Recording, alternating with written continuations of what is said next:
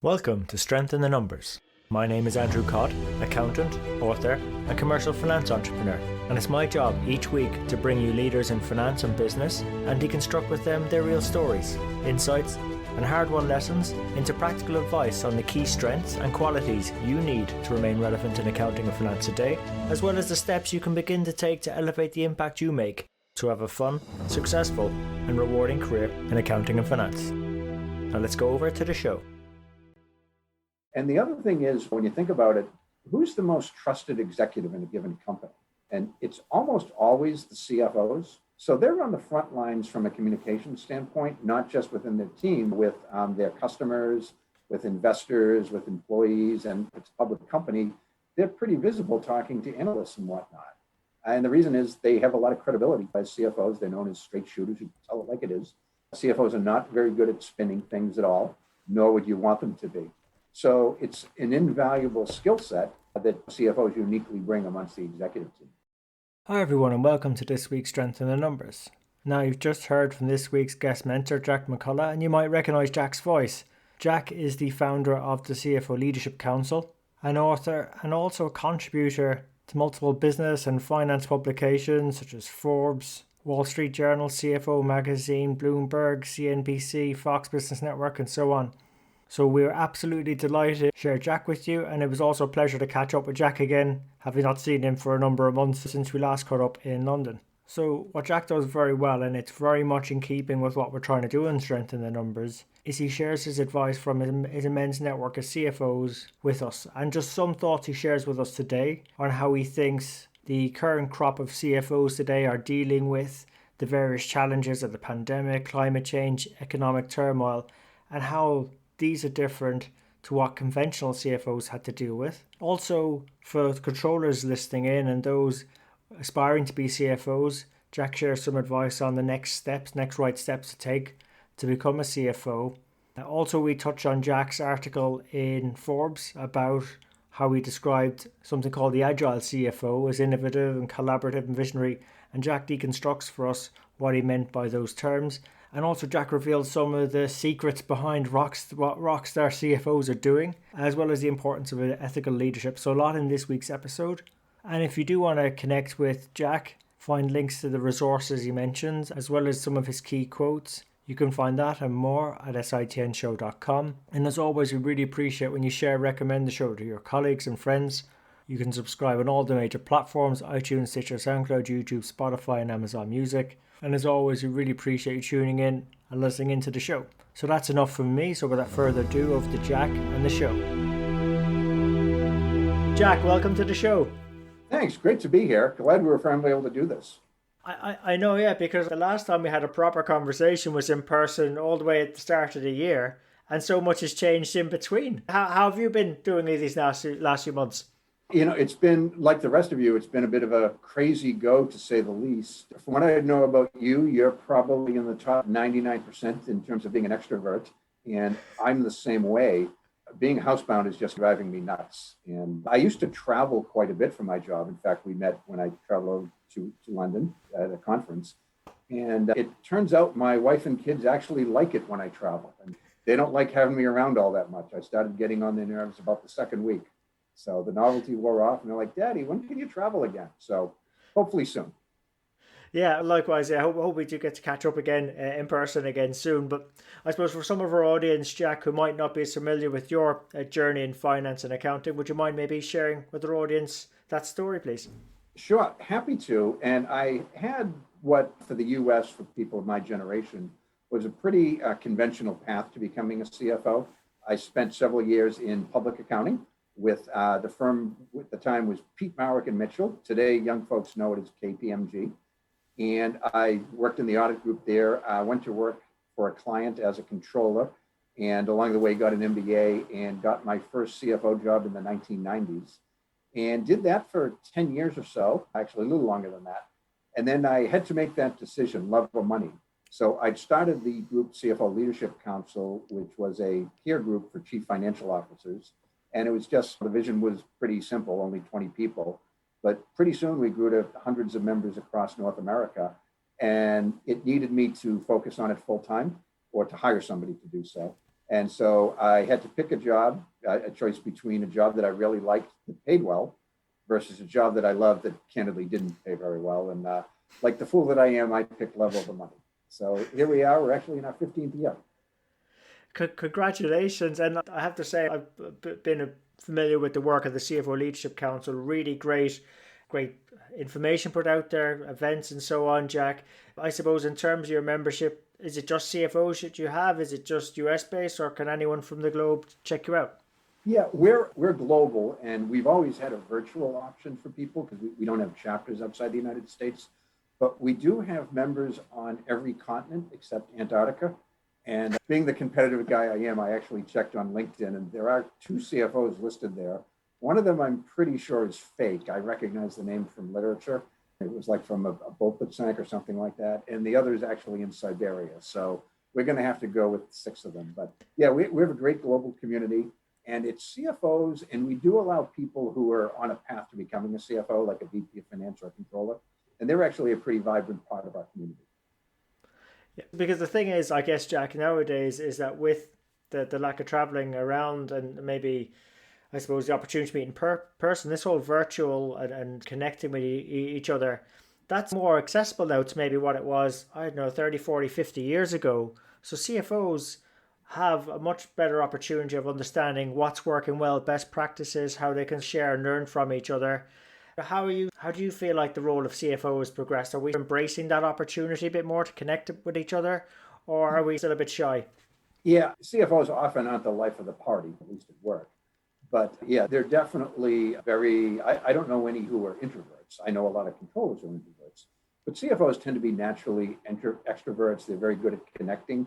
And we have this thing, we actually just call it CFO Connect. And, it's cool when like a, CFO from Boston can get help from a CFO from Paris or Singapore or something like that. It's a really powerful tool. And the world's business is so global these days.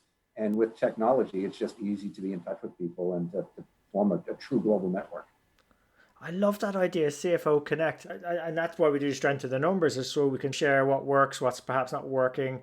People can figure out what a good career path might look like, or something that they wouldn't have considered. So that's actually possible. It's making it a bit more real for people and reduces some of the risk, because I guess a lot of us in finance, by nature, we probably start out as fairly risk averse. And it's always nice to see that path. Now, Jack, I was thinking in terms of your journey, you sort of had a conventional start. Given the crises and all the challenges we have now, how do you think our CFOs are doing today with the challenges of a pandemic, of climate change? What else are we trying to throw in there? Economic turmoil as well. How do you feel like CFOs are doing?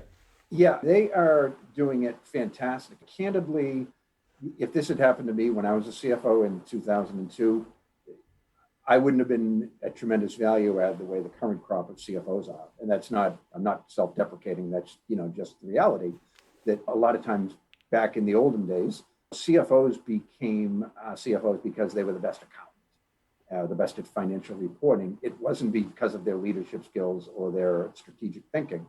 Today, it's switched a little bit. I don't know any CFO who got the job because they were a great accountant currently. And if they did, that would probably not be a particularly interesting job. But CFOs, they're on the front lines. They're working hand in hand with the CEO and their fellow executives, rethinking business models and that kind of thing. It's a true strategic partnership with the CEO.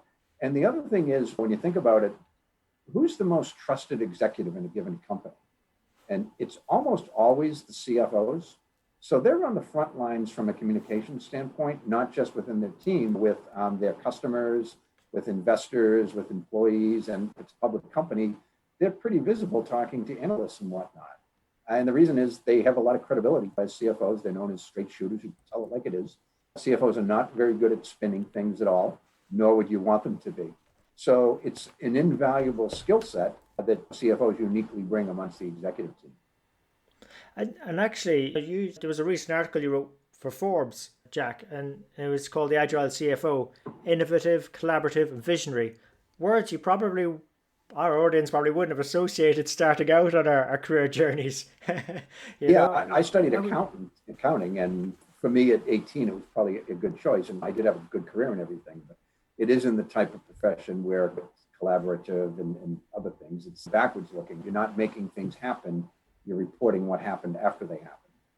And back at one person gave me an analogy that accountants were, if business was a battle, accountants didn't do any fighting. They were the guys with the bayonets that stabbed the dead bodies on the ground to make sure that they were really dead.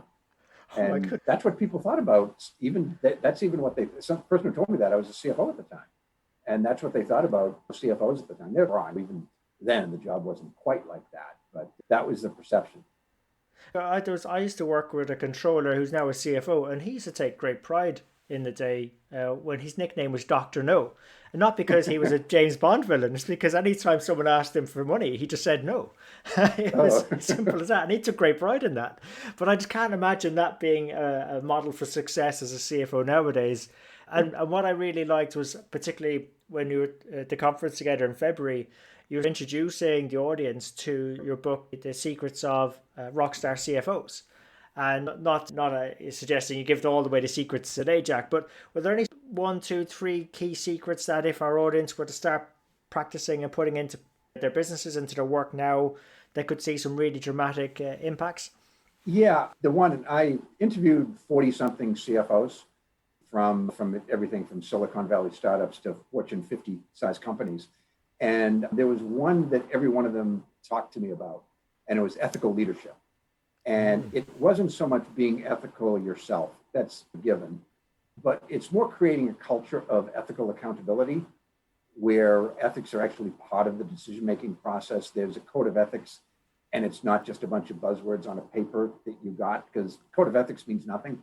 Enron famously had a code of ethics, but that it's actually part of how you live and you make decisions with a sense of ethics in mind. And ethics isn't just not breaking the law, it's actually being thoughtful and whatnot.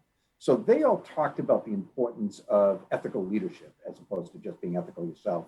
And then the other one, of course, would be strategic thinking. Don't think like an accountant, think like a leader.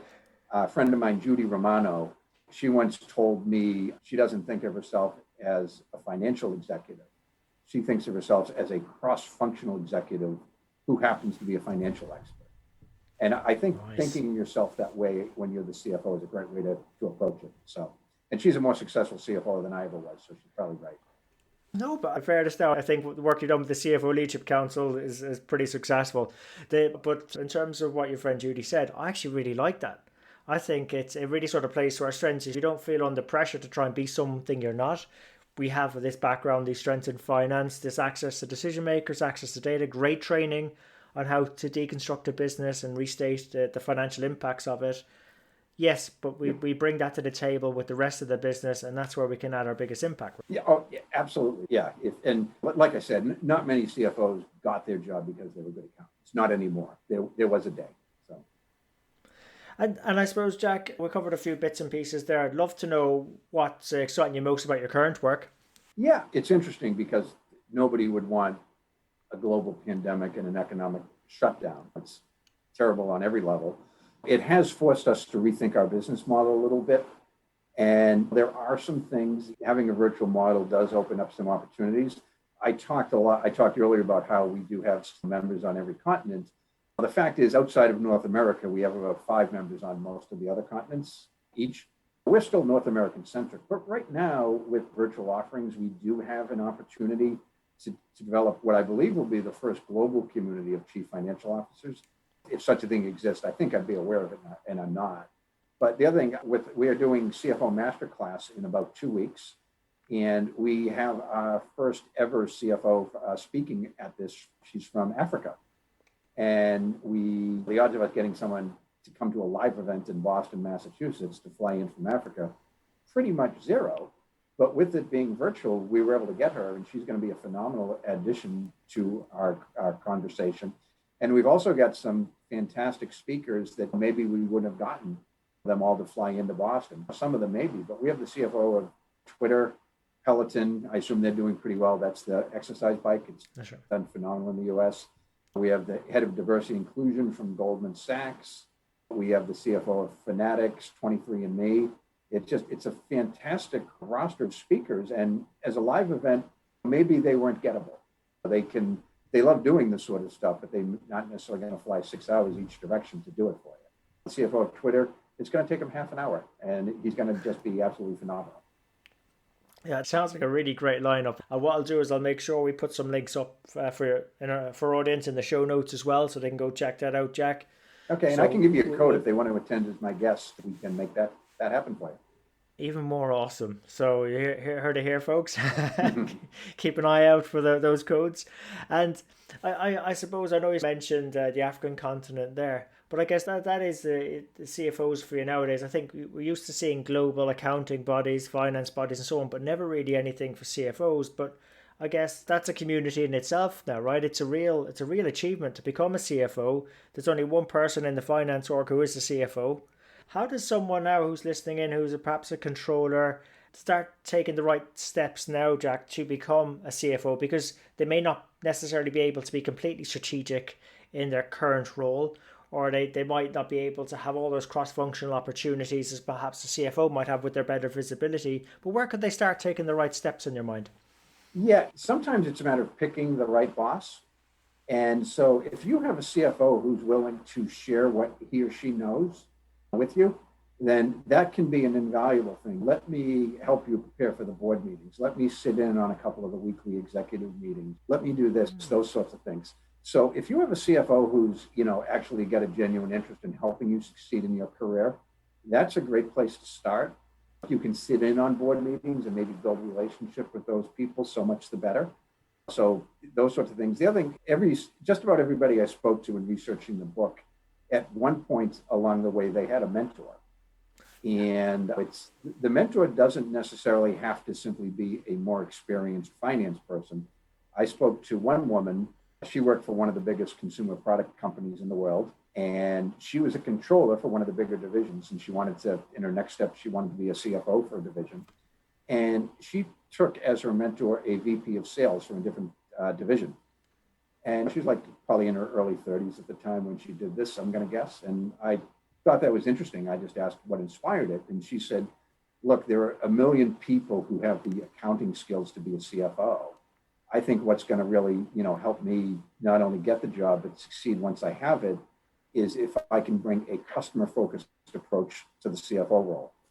And she did get a CFO at that company, and she's had a phenomenal career since then. And so think a little bit outside the box. You can learn from a lot of people, not just finance people. That's a great bit of advice, Jack. I hope we're all into taking note of that. So again, it's not just about having a mentor in finance.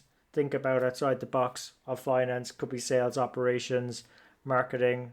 Really simple but practical advice. Our audience can follow that. There's nothing stopping people other than maybe asking that question, identifying someone who'd be appropriate and willing to mentor. Yeah, indeed. And you'll find a lot of people, in fact, she told me they worked together, like their next job. The original company was Gillette, which got acquired by Procter & Gamble. So they're sort of this Gillette alumni in the Boston area. And so they work together. And what's interesting is she runs the finance and accounting meetings and he runs the sales and marketing meetings. But once a month they switch. So he'll actually run finance and accounting and she'll run sales and marketing. And culturally, that's really strong because all of a sudden the S&M team has a greater appreciation for finance and accounting and vice versa. And the other thing is it makes both of them better broad executives. She's just not in the finance and accounting bubble because she's actually talking to the sales and marketing people that are driving business and he's getting a different perspective as well. But just continuously learn to make yourself better. I think that's the main thing. But I was going to say one option too is to hire a coach.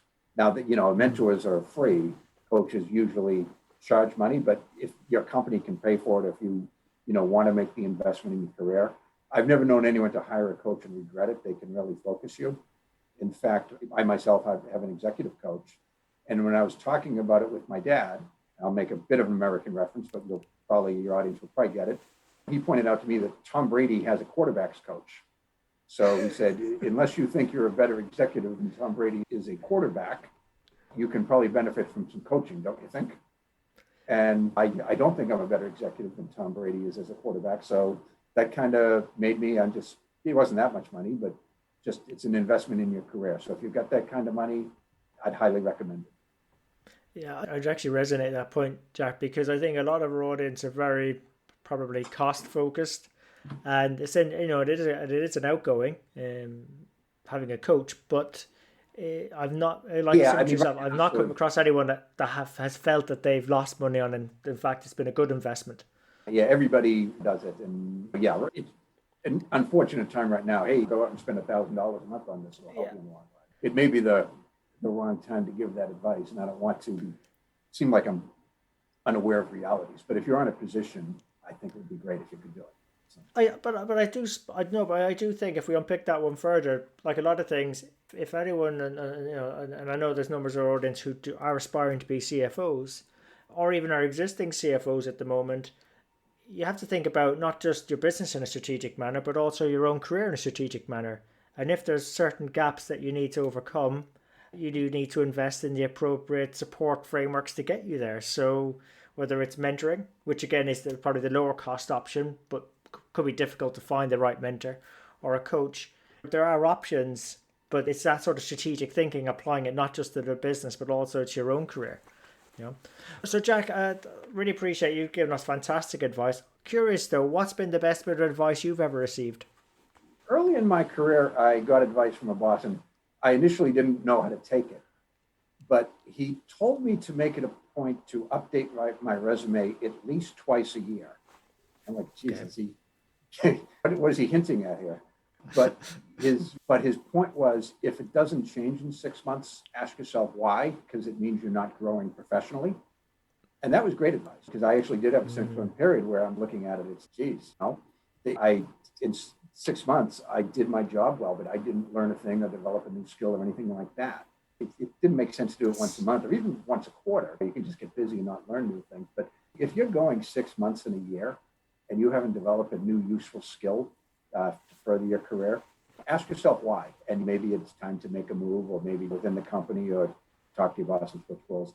I just thought that was really thoughtful advice that he gave me. So That was very thoughtful. Hey, Jack, I'm loving the advice. It's just so simple and practical as well. yeah, It's like I'm in it's the not. middle. I'm actually sharing other people's advice. I don't really have any original ideas of my own. But That makes two of us then, because with this podcast, obviously identifying people who are our mentors, mentoring our audiences, and just the great thing about this job, this role, is to actually be able to pull these bits of advice and share them with others. I think that's the kick I get, is not just receiving and benefiting from the advice myself. You get to share it with thousands and thousands of other people. So it's pretty cool. You're doing a great thing sharing it, Jack. yeah, hey, why not? So it is the career I've chosen, and I'm blessed to know a lot of really smart people who are open with me. And if I can be their microphone, I'll do it. And I suppose, look, you probably come across a number of resources that you found useful in reference. There may be a couple of resources you recommend our audience go check out. Sure. Actually, one book, I can actually grab it because I read it relatively recently. It is, so you ever read this book, Extreme Ah, Ownership? yeah, yes, yeah. Yeah, I have it somewhere on my shelf behind me. it's well regarded for a reason. And again, it'll make you a better leader, communicator, strategic thinker, perform under pressure. That would be one I'd recommend. A friend of mine wrote a book called The 80/20 CFO, which Oh, is right. a really good book specific to CFOs. You can get that one probably on Amazon. And but I read that's probably the best book I've read that's specific to CFOs. And I wrote a book specific to CFOs. Her book's better than mine. My book's pretty good too, though. And you said documentaries too, right? I think. Yeah. Because how do you say, we got a lot more time in our hands nowadays. We're not commuting. Yeah, Borat doesn't count as a real documentary, right? Oh my God, yeah, gotta watch the new one. Yeah, I haven't seen it. It's on Netflix, I think. So I haven't seen it yet. But that was bloody genius. And he wasn't famous in the United States yet then. Like everybody thought it was real. So absolutely brilliant. But on a my favorite documentary is probably Apollo 13, which Ron Howard, Tom Hanks, a little Yeah. hard to beat in American cinema. But just watching how they solve one problem after another. And by the way, they did it with pretty limited technology too. Did you see the movie? I actually have seen it, and I actually saw it because I think we've had two guest mentors on the show recommend it as well. Oh boy, how about that? So So much it's for, that's some coincidence, yeah. but yeah, there's a powerful scene where the guy, calculation in the shuttle, and they're getting a little loopy because they haven't had the right oxygen levels for 12 hours or whatever. So he asked people at NASA to check his math. And this was in the 1960s, perhaps the early 70s, I forget. But they're checking it by hand. They didn't even have one of those primitive Texas Instrument calculators. So when you think about that rescue and what the limited technology that they had to do with it, simply an incredible story. It also shows what, as much as technology is more prevalent nowadays, Jack, it just shows that even in the absence of technology, what great feats we can achieve. It's just technology is a great enabler for speeding a few things up for us and double checking a few things. Oh yeah, I like having it, but we're just impressed that they were able to solve problems without it, and we can't get a little too reliant on it. I think that is the trick, is being able to maybe unplug from it so we don't become too reliant.